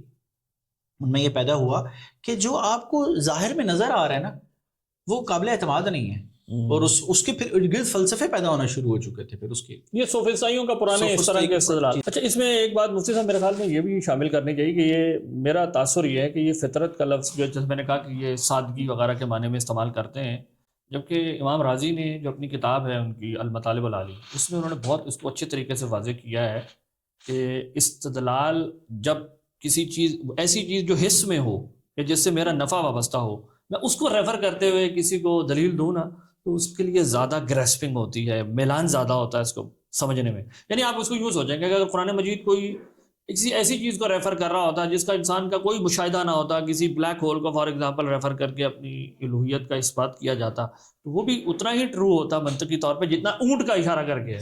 لیکن اونٹ چونکہ میری سامنے موجود ہے، بہت ساری اس کی تخصیصات ہیں، تو قرآن کہہ رہا ہے یہ دیکھو اس میں کتنی تخصیصات ہیں، کیا تمہیں اس میں نظر نہیں آ رہا؟ یہ خود بخود بن گیا ہوگا، کسی خالق کے بنائے بغیر ہی بن گیا ہوگا. اب اونٹ میرے حص میں موجود ہے، سامنے ہے، یا وہ کھیتیوں کی مثالیں دیتا ہے، بارش کی مثالیں دے رہا ہے، کیونکہ اس کے ساتھ میرا نفع وابستہ ہے. تو جو چیز یعنی حص میں موجود ہوتی ہے اور میرا نفع ہوتا ہے، وہ ان معنوں میں اگر آپ کوئی کہنا چاہتا ہے کہ یہ فطری ہے کہ انسان اس کے ساتھ زیادہ انگیج ہو جاتا ہے جلدی، تو یہاں تک تو ٹھیک ہے. لیکن یہ بات بتا کر اگر یہ اس معنی میں کہنا چاہتے ہیں انہوں نے کون سے کسی کے علم میں اضافہ کر دیا؟ یہ تو ہمارے علماء پہلے سے کہتے ہیں کہ ہاں دلائل قرآن مجید کا یہ انداز ہے کہ وہ ایسی چیزوں کو ریفر کر رہا ہوتا ہے جو امیجیٹلی انسان کے بینیفٹس وغیرہ کے ساتھ جڑی ہوئی ہوتی ہیں. اچھا اس میں یہ جو آپ نے بات کی نا، اس میں ابن عاشور کے حوالے سے کہ ابراہیم علیہ السلام نے جب اللہ سے کہا نا کہ ارینی کیف تحیی الموتی، کہا اولم تؤمن قالوا بلی. اچھا ابن عاشور اب ظاہر ہے ان کو علم تو تھا اللہ کی ذات ہے، اللہ کی ذات پیدا بھی کر سکتی ہیں، لیکن اس کو بالفعل اپنے حس سے دیکھا نہیں تھا۔ ابن عاشور کہتے ہیں کہ انسانی نیچر ایسی ہے کہ عقلی دلیل سے جب بھی کوئی چیز کو وہ اسٹیبلش کرتی نا، وہ قطعی طور پہ اسٹیبلش کرتی ہے، اس میں نا اضطراب کی گنجائش رہتی ہے۔ ایک بندہ آ کے یار یہ ہو سکتا ہے، تو اس کو مستقل اپنی دلیل ذہن میں لا کے اس کو ریفریش کرنے کی ضرورت پیش آتی ہے، اس کو ریفریش کرتے ہیں۔ لیکن اللہ نے انسان کو ایسا بنایا کہ جب اس کو آپ میرے سامنے بیٹھے ہیں، کوئی بندہ دلیل لائے، جاؤ یار میں تو اسے گفتگو نہیں کروں، کیا باتیں تم کرتے ہو۔ لیکن کوئی بندہ یہ کہے کہ مثال کے طور پہ آپ باہر بارش ہو رہی ہے، اس کی ساؤنڈ ہے، تو میرے کو ہاں بارش ہو رہی ہے، لیکن کوئی کہے کہ نہیں یہ اوپر سے ٹینکی کا پانی شاید گر رہا ہے، تو دیکھیں ہاں یار یہ پاسبلٹی تو ہے، میں نے دیکھی تو نہیں ہے، ہو بھی سکتا ہے۔ عقلی دلیل جو اللہ تعالیٰ نے بنائی ہے، یعنی انسان کی جو صلاحیت رکھتی ہے، اس میں نا اضطراب رہتا ہے۔ اب یہ نا انسانی نفسیات کے درجے کی ابن عاشور نے بڑی زبردست یہاں پہ انہوں نے انالیسس کیا، جبکہ وہ پورے اشری اس کے اندر اشریت پہ کھڑے ہیں۔ ابن عاشور رحمۃ اللہ علیہ جو تھے مالکی فقیہ تھے اور اشری تھے، لیکن انہوں نے کہا کہ یہ اس وجہ سے ہے، یہ نیچرل چیزیں ہیں۔ پھر یہ بات، دوسری بات تو فطرت جو ہے، یعنی آپ میرا خیال ہے یہ اس میں ہائی لائٹ کرنا چاہ رہے ہیں کہ ہمارے یہ لوگ ان چیزوں کو ریکگنائز کرتے ہوئے یہ نائیو پوزیشن نہیں لیتے تھے علم کلام کو۔ امام راضی نے وہاں لکھا ہے کہ علم کلام کے دلائل بہت قوی ہیں، کامل ہیں، تاہم اس میں یہ والا گیپ کبھی کبھی رہ جاتا ہے کہ وہ پیچیدگی سے انسان جو ہے نا پھنس جاتا ہے۔ اچھا، اسی طرح یہ جو فطرت والی بات، دیکھیں فطرت کا ایک بہت سے میننگز ہیں، ظاہر ہے ہم یہ لفظ یوز ہوتا ہے۔ فطرت کا ایک مطلب تو یہ کہ دین ہمارے پاس جو آیا ہے، اس کے جو احکام ہیں وہ انسان کی نیچر کے ساتھ پوری طرح منسجم اور کمپیٹیبل ہے۔ انسان اس پہ عمل کرتا ہے تو دنیا میں بہت اچھی طرح سوسائٹی میں آپ اس اسلام کو امپلیمنٹ کرتے ہیں، ایک اس میننگ میں ہے۔ لیکن اس کے علاوہ اچھا سوال یہ ہے کہ جن لوگوں کے ذہن میں یہ سوالات آتے ہیں اور جو اس کو ٹیکل کرتے ہیں، دیکھیں ہم جب قرآن مجید جب ٹیکل کرتا ہے، کیا قرآن صرف ایک اس لیول کے بندے کے لیے ہے جو بس فطری طور پہ، یا چلیں عرب کے بدو کے لیے قرآن تھا؟ آج کا ایک بندہ جو اس چیز کو اور لیولز پہ جا کے سوچتا ہے اور سوال اٹھاتا ہے، جہاں پر عرب کا جو ایک بدو تھا اس کا ذہن نہیں گیا، کیا قرآن اس کے لیے کوئی چیز فراہم نہیں کرتا؟ آپ دیکھیں کہ ہمارے ہاں جو اشارت النص جس کو کہتے ہیں اصول فقہ میں، کہ کلام کا ایک تو صاحب میننگ ہوتے ہیں، عبارت النص ہوتی ہے، اشارات ہوتے ہیں، اس سے ہمارے غامدی صاحب کی کئی آپ تفسیر اگر ہم لے کے بیٹھے نا، تو کئی چیزیں ایسی جو اشارت النص کے تحت آ رہی تھی، کہتے ہیں یہ اشارات ہیں قرآن کے۔ یہ اشارات جو ہیں وہ ہمیں ان سوفسٹیکیٹڈ چیزوں کی طرف لے کے جا رہے ہوتے ہیں، جو کہ ظاہر سی بات ضرور، تو دیکھیں قرآن مجید میں ایک اہم بات یہ بھی ہوتی ہے کہ اللہ رب جو گفتگو فرما رہے ہیں تو اس لینگویج میں گفتگو کرنی ہے جو اس لینگویج دور میں موجود تھی، ظاہر ہے تو وہ اس کے مطابق گفتگو کریں گی تو لازمی چیز ہے، لیکن وہ اس چیز کو نہیں روک رہی کہ قرآن بعض جگہوں پہ ہمیں اشارات ایسے دے رہا ہوتا ہے جس سے ہم بہت سی چیزیں جو ہیں ایکسٹریکٹ کر لیتے ہیں، ہمیں پتہ چل جاتا ہے کہ یہ آپ وہ دیکھیں نا کہ ہمارے وقت کی تھوڑی سی قلت ہے، ہم کوشش کرتے ہیں کہ اپنی بات کو کنکلوڈ کی طرف لے کے جائیں، لیکن یہاں میرے ذہن میں وہ ایک آ رہی ہے بات کہ وہ جو حدیث ہے جس میں یہ جو قرآن کی آیت ہے نا، اِنَّ فِی خَلْقِ السَّمَاوَاتِ وَالْأَرْضِ وَاخْتِلَافِ اللَّيْلِ وَالنَّهَارِ لَآیَاتٍ لِأُولِي الْأَلْبَابِ، جب یہ آیت نازل ہوئی ہے تو اللہ کے رسول مطلب بستر پہ آرام فرماتے، اور آپ اٹھے اور آپ نے نماز ادا کرنا شروع کی، اور آپ مطلب یہ کہ آپ عبیدہ ہو گئے، تو حضرت عائشہ نے آپ سے پوچھا کہ کیا ہوا؟ آپ نے فرمایا کہ نہایت عظیم الشان آیت نازل ہوئی ہے۔ اب آپ دیکھیں اس آیت کا آپ ذرا تجزیہ کریں، اس میں دو چیزوں کی طرف ذکر ہو رہا ہے کہ زمین اور آسمان، اب متکلم جب اس پہ نظر ڈالے گا نا، وہ کہے گا یہ اصل میں آیان کا ذکر ہے، یہ جواہر کا ذکر ہو رہا ہے، اور زمین اور دن اور رات کا ہیر پھیر، وہ کہے گا یہ آراز ہے۔ وہ کہیں گے اللہ تعالیٰ نے اپنی نشانی، عظیم ترین نشانیوں کی سب سے موٹی مثالیں ہمیں ہمارے سامنے رکھ دی ہیں اپنے ہونے کے لیے، اور اللہ کے رسول نے اس آیت کو اس طرح دیکھا۔ اچھا اب یہ ایبسٹریکشن ہے، دیکھیں یہ ایبسٹریکشن ہے جو آپ نے، یعنی قرآن نے آ کے ایک معین چیز کی، تو ایک جو علمی ذہن ہوتا ہے اس کو ایبسٹریکشن کی لیئر سے اس کو پیچھے کیٹیگری میں لے جاتا ہے۔ دیکھیں اب یہ اصول فقہ میں اصول، جیسے ہم اب عامر صاحب جیسے قیاس کر کے یہ ایک واقعے سے ایک جنرل رول بناتے ہیں یا بیان کی بحث میں، بیان کی بحث، یہ ایبسٹریکشن ہے نا، تو یہی ایبسٹریکشن ہمارے ہاں ہو رہی ہے۔ اچھا اس میں ایک آخری سوال مفتی صاحب یہ لے لیں کہ آخر میں انہوں نے اپنے پروگرام میں ایک سوال ان سے کیا گیا کہ جی یہ جو متکلمین نے ایسے سوالوں کے پیچھے پڑ گئے، اللہ کی قدرت اور ممکنات کہ کیا اللہ ایسا پتھر بنا سکتا ہے یا نہیں بنا سکتا، اور جو اس کو وہ خود نہ اٹھا سکے، تو یہ اس طرح کے سوالات آنا شروع ہو گئے۔ تو اس کے کانٹیکس میں غامدی صاحب نے کہہ دیا کہ یہ مطلب اس کا مفہوم یہ بن جاتا ہے کہ یہ پیمانی قسم کی باتیں تھیں، اور اس سے دین جو بازیچے اطفال بن کے رہ گیا. دین بن کے تو رہ کیا گیا. واقعی یہ کوئی ایسی فضول باتیں تھیں جن پہ یہ بحث ہو رہی تھی؟ نہیں دیکھیں پہلی بات یہ کہ کیا یہ سوال اٹھتا نہیں ہے؟ اور اگر کوئی اٹھا دے پھر ہاں اب اچھا ایک بار میں اس کو دیکھ رہا تھا اپنے حجر وغیرہ ان لوگوں کو کہ یہ کوسچن پیدا کب ہوا نا، تو ان کے مطابق ایک دو موقع ملا، میں حوالہ بھی اس کو انشاءاللہ دے دوں گا. کہتے کہ ہارون الرشید تھے یا مامون الرشید، ان دونوں میں سے کوئی ایک تھے. غالباً ہارون الرشید جو تھے نا، انہوں نے ان کا محدثین کی طرف رجحاؤ تھا تو انہوں نے سختی سے پابندی لگائی تھی، زیادہ کلامی بحثیں نہیں کرتے تھے. لیکن مامون آگے جب آئے تو انہوں نے بالکل ہی اس کو 180 کی ڈگری پہ پھیر دیا تھا، وہ اعتزال کی طرف چلے گئے تھے اور انہوں نے تو کوڑے بھی لگوائے تھے وغیرہ وغیرہ. اچھا وہ کہتے ہیں کہ ہوا یہ کہ انڈیا میں کوئی بادشاہ یا کوئی صاحب تھے، انہوں نے کہا کہ میں پڑھنا چاہتا ہوں، آپ کی مذہبی کتاب پڑھنا چاہتا ہوں، مجھے پاس اپنا نا کوئی عالم بھیجیں. تو انہوں نے بھیج دیے، ایک محدث تھے اور مفسر تھے، بھیج دیے.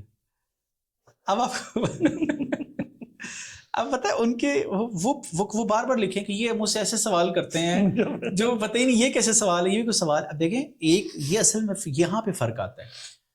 تو ایک سوال انہوں نے یہ لکھ کے بھیجا کہ یہ تمہارا رب کیا ان چیزوں پہ قادر ہے، آگے پھر یہ لسٹ کہ کیا ایسا پتھر پیدا ہو سکتا ہے کہ which your God can't carry, یعنی جیسے جدید دور میں بعض لوگ اس کو اگرچہ بد تہذیبی ہے لیکن کہتے ایسے ہیں کہ ایسا پزا اللہ بنا سکتے ہیں جو خود نہ کھا سکتے ہو، مطلب اللہ معاف کرے، ایسی باتیں کرتے ہیں. یا کہ اللہ تعالیٰ اپنے آپ کو فنا کر سکتے ہیں. یہ ساری کی ساری کیوریز تھی. تو کہتے ہیں کہ انہوں نے جب اپنی عدالت میں جب وہ اپنے کورٹ میں وہ پیش کیا تو نارملی جو تھے ان کے پاس وہ کہتے ہیں ایک لڑکا تھا، اس کا کلامی ذہن تھا، اس نے کہا یہ کوشچن ہی غلط ہے، یہ کنٹراڈکٹری کوشچن ہے، کیونکہ یہ جس چیز کے وجود کی بات کر رہے ہیں لانے کی، وہ خود کنٹراڈکٹری چیز ہے، اس سیلف کنٹراڈکٹری چیز ہے، اس کو پہ قدرت کوئی چیز نہیں ہے. تو اب دیکھ قرآن جب کہے گا ان اللہ علی کل شیء قدیر، تو ایک بندہ جو غور و فکر کرے گا، اس آیت پہ رکے گا، غامدی صاحب کا شاگرد ہوگا اور تھوڑا سوچے گا تو ان سے سوال پوچھے گا حضرت شیء سے کیا مراد ہے، آپ واضح تو کریں گے نا وہاں پہ. اچھا اس کو اس کے ساتھ بھی جوڑ لیں، قرآن مجید میں خود اللہ تعالیٰ کے لیے لفظ بھی شیء آیا ہے، قل ای شیء اکبر شہادۃ قل اللہ. ہاں ایسا ہی. اب آپ دیکھیں کہ وہ اس آیت کو جب اس کے ساتھ جوڑے گا تو وہ پوچھے گا کہ یہاں جو شیء ان اللہ علی کل شیء قدیر میں جو آ گیا ہے شیء، کیا اس میں وہ والا شیء بھی ہے جو خود اللہ ہے؟ کیا خود اللہ اپنے اوپر بھی قادر ہے؟ بھائی مانا کہ اپنے آپ کو فنا کر دے، اپنی صفات کو اپنے آپ سے منہا کر دے، یا اپنی صفات کچھ ایڈ آن کر لے، کیا اللہ کی قدرت؟ تو یہ سارے سوال ہیں. اب آپ دیکھیں یعنی نصوص کی ہم آہنگی کا بھی سوال ہے یہ. اور آپ کو پتہ ہے غالباً علامہ بیضاوی اور اسنا باز نے جب یہ سوال آیا نا شیء پہ تو انہوں نے بڑی پیاری بات کی. آپ کو پتہ ہے ہم علم کلام میں کہتے ہیں کہ اللہ کی قدرت کا ارادے سے تعلق ہوتا ہے. انہوں نے کہا شیء لفظ مشیت سے نکلا اصل میں. تو یہ آیت بوائل ڈاؤن ہو جاتی ہے ان اللہ علی ما یشاء قدیر. وہ کہتی ہے کوشچن ہی ختم ہو جاتا ہے اس کے بعد. یہ قرآن یہ نہیں کہیں بھی یہ بھی نہیں کہا ایوری تھنگ اس سینس میں کہ ممکنات بھی آ جائیں، بلکہ جو اللہ کی ارادے سے وابستہ ہوتی ہیں.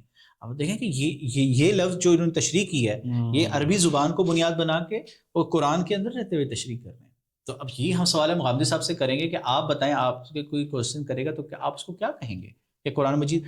پھر آپ دیکھیں کہ یہ کوشچن ایک کوشچنس کی بات نہیں ہے، یہ ایک کوشچن تو ایک محض ایک ہم ایک مثال نمائندے کے طور پہ، یعنی آپ نے اصول تو طے کرنا ہے نا، اس اصول کی روشنی میں جواب دیں گے یہ چیز ممکن کا کیا مطلب کیا ہے مطلب لیتے ہیں اور محال کا کیا مطلب ہے. چلے میرے خیال مفتی صاحب سارے کافی سیر حاصل گفتگو ہو گئی ہے ان کے کلپ کے حوالے سے. تو اگر ہم کنکلوژن کی طرف جائیں تو چند باتیں اس میں، مطلب میرے ذہن میں ایک بات یہ آتی ہے کہ جو لوگ علم کلام پر اس قسم کی تنقید کرتے ہیں وہ بظاہر ایسا لگتا ہے علم کلام کے موضوع، اس کے سوالات جس سے وہ بحث کر رہا ہوتا ہے، ان سوالات کا جو جواب متکلمین کے گروہ نے دیا ہے ان سے کوئی بظاہر ایسا لگتا ہے کوئی زیادہ واقفیت یا گہری مطلب یہ کہ انسیت نہیں ہے، اس وجہ سے اس طرح کے کوئی تبصرے اس پر وہ جنم لیتے ہیں. اور دوسری بات یہ سامنے آتی ہے کہ خود یہ لوگ وہی ایکٹیویٹی کر رہے ہوتے ہیں، لیکن جو ڈیولپ کر کے لاتے ہیں وہ خطابی قسم کی یا گفتگو ہوتی ہے یا وہ انڈر ڈیولپڈ گفتگو ہوتی ہے. تو کیا ہی اچھا ہو کہ اگر ہم اپنی پہلے روایت کے اندر جو اتنے ذہین لوگوں نے اتنا کچھ لکھا ہوا ہے اس کو آپ پڑھ لیں. اب یعنی اندازہ لگائیں کہ ایک بڑے مشہور مستشرق ہیں، اگرچہ ہم ان کو اتھارٹی کے طور پہ یہاں نہیں کہہ رہے، لیکن وہ مستشرق ہیں، اسلام کو پڑھتے ہیں، فرینک گریفل. وہ کہتے ہیں کہ انسانی تہذیبوں میں یونان اور وہ جتنی بھی تہذیبیں پیچھے گزری ہیں نا، انہوں نے جتنا لٹریچر لکھا ہے اس کو اگر میں کمپیئر کروں نا مسلمانوں کے لکھے ہوئے عربی زبان کے لٹریچر سے، تو وہ کہتے ہیں مسلمانوں کے اگر 100 لفظ لکھے ہیں تو پوری پہلی تہذیبوں نے مل کے 1 لفظ لکھا ہے اس کے مقابلے میں، جس واز جسٹ 1%. تو ہم نے اتنا کچھ لکھا ہے، تو اس کے اندر کیا کیا ہیرے موتی جواہرات موجود ہیں، ہم اس کو بس ایسے پانی پھیر دیتے ہیں، جھاڑو چلا دیتے ہیں کہ سب غیر مفید ہے، سب بیکار ہے. اور پھر آخر میں شاید انہوں نے یہ بھی کہہ دیا کہ میں تحقیر نہیں کر رہا. مجھے نہیں معلوم کہ کسی علم کی تحقیر اور کیا ہوگی کہ جب آپ اس کے بارے میں ایسی غیر ضروری چیز ہے، بے معنی اٹھا کے پھینک دینے لائق ہے. اس میں بس میں اس بات کو، میں آخری جو میرا کنکلوڈنگ ریمارک ہے کہ اصل میں ہمیں سنجیدگی کی ضرورت ہے. ہمارے ہاں جیسے فقہ کے بارے میں بھی ایک غیر سنجیدگی آئی تھی، لیکن آپ کو پتا وہ چلی، کیونکہ وجہ یہ ہے کہ فقہ جو ہے نا زندگی سے ڈیل کرتی ہے، تو وہ مجبور کر دیتی ہے آپ کو. تصوف کے بارے میں آ چکی ہے، تصوف ہمارا موضوع، لیکن یہ بہت اہم چیز ہے کہ تصوف کے بارے میں ہمارے ہاں جو اصلاحی کاوشیں ہو رہی ہیں، لوگ پریشان ہیں کہ یار ٹھیک ہے تصوف کو ہم نے اسکریپ کر دیا، اب بتاؤ اصلاح کیسے کریں ان کی، جو ہمارا پورا ایک ادارہ تھا اور وہ تھا عرفان کے تھا. تو میں یہاں پر بھی یہی بات صرف کہوں گا کہ جب آپ ایک علم کے بارے میں پہلے سے ہی اتنی نیگیٹو بات رکھ لیں گے ذہن، یار یہ تو فضول چیز ہے، کوئی چیز نہیں ہے، اور اگلی والی جنریشن کو میں کیا سبق دے رہا ہوں، تو اس کا نتیجہ کیا نکلے گا؟ یعنی یہ یوں ہی ہے کہ کوئی بندہ اگر صرف نحو ان کے بارے میں عربی زبان، یار یہ تو فضول چیزیں ہیں اور ٹرانسلیشن سے پڑھ لو، مثلا چیٹ جی پی ٹی آ گیا، چیٹ جی پی ٹی آ گیا، اب تو کوئی ہے ہی نہیں، اے آئی کے تھرو اس کو انالیسس کر لیں، نتیجہ کیا نکلے گا؟ یہ غیر ضروری چیزیں ہیں. تو یہ بیہیویئر ہمارا بہت ضروری ہے. اللہ تعالیٰ جو ہے ہمیں اللہم ارنا الحق حقا وارزقنا اتباعہ وارنا الباطل باطلا وارزقنا اجتنابہ. چلیں بہت بہت شکریہ مفتی صاحب. یہاں ہم اپنی گفتگو کا اختتام کرتے ہیں. والسلام علیکم. جزاک اللہ.